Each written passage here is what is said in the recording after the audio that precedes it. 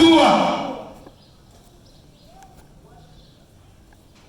Kama Mungu asingekuwa Mungu wa hatua, yaani kwenye eneo la uzaa, Mungu anatufundisha vitu vingi sana, na usipoelewa, hata wewe mama ambaye unazaa unaweza usielewe pia.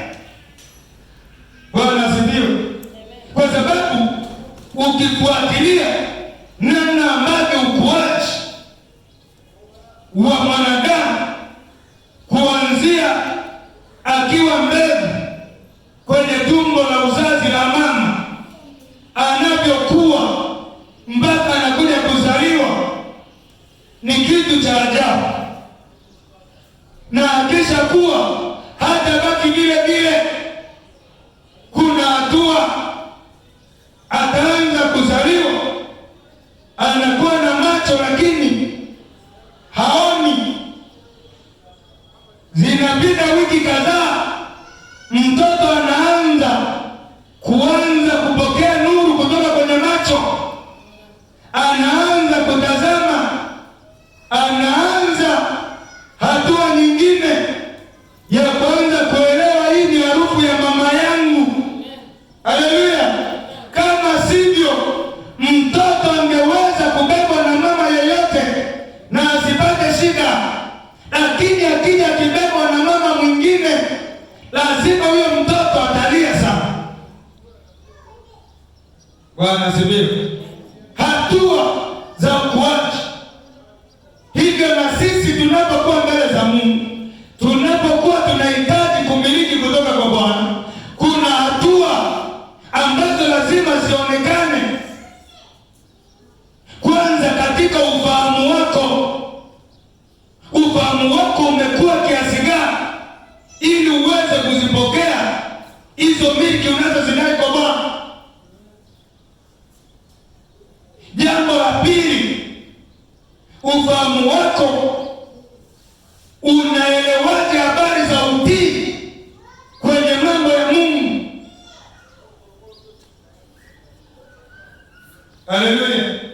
Jambo la tatu, ufahamu wako umeuelekezaje katika kuyatendea kazi yale maelekezo au yale maagizo yaliyotoka kwa Bwana? Haleluya. Haleluya. Sio jambo jepesi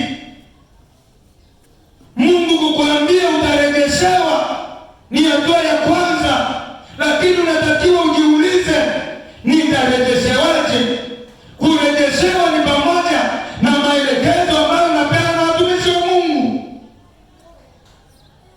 namna unavyotii, unavyoyapokea, unavyoyatunza na unavyoyafanyia kazi.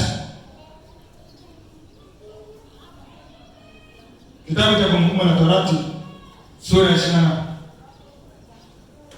Kumbukumbu la Torati sura ya 28. Biblia inasema,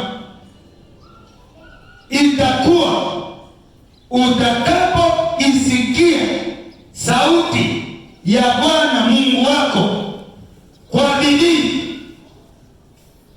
Kwa nini? Kwa bidii, sio kusikia tu, kwa bidii.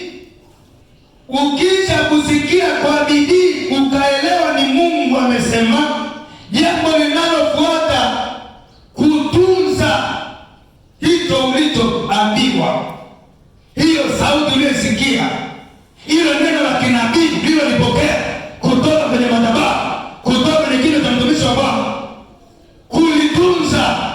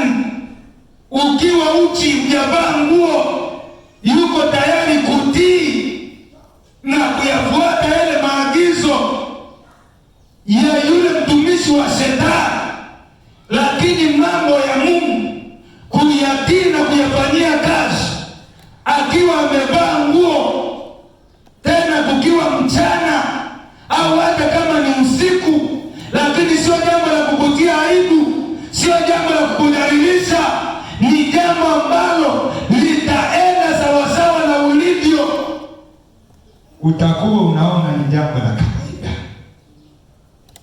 Bwana asifiwe. Bwana asifiwe. Ile watu wakilio na mganga kijiji, hakikisha saa 6 kamili usiku uko pale njia panda ya Kibati, unaoga pale, usiwe umevaa nguo.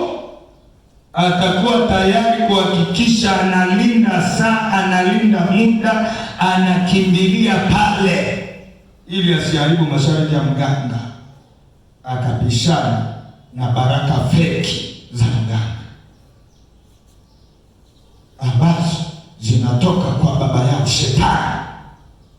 Lakini sisi tuliye na baba wa kweli, baba wa mbingu na nchi, baba wa nuru, baba mmiliki wa mbingu na nchi na mataifa yote na vitu vyote vijazavyo dunia, bahari, nchi kavu, mwanadamu na kila alicho nacho, tunamchukulia Mungu kawaida, alafu tunataka atumilikishe tu yake. Bwana asifiwe. Bwana asifiwe. Hilo jambo sio jambo rahisi mwanangu. Sio jambo jepesi. Sio jambo linaweza likatokea hivyo. Ni jambo ambalo linahitaji mchakato. Haleluya.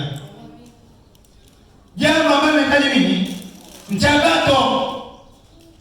Jambo ambalo linahitaji kusikia vizuri tena kwa bidii. Jambo ambalo linahitaji kuchukua hatua, kutunza kama kitu cha thamani. Wakati mwingine nasikia mtumishi wa Mungu anasema, anaongea pende, anakwambia ningekuwa mimi wewe, hiyo pende ningeiwekea nyota. Kwa nini nyota? Maana yake msisitizo, ili utakapokuwa unarudia kusoma ujiulize, kwa nini hii niliiwekea nyota? Maana yake ina kitu cha ziada, ina kitu cha chenye uzito. Haleluya, haleluya. Lazima uelewe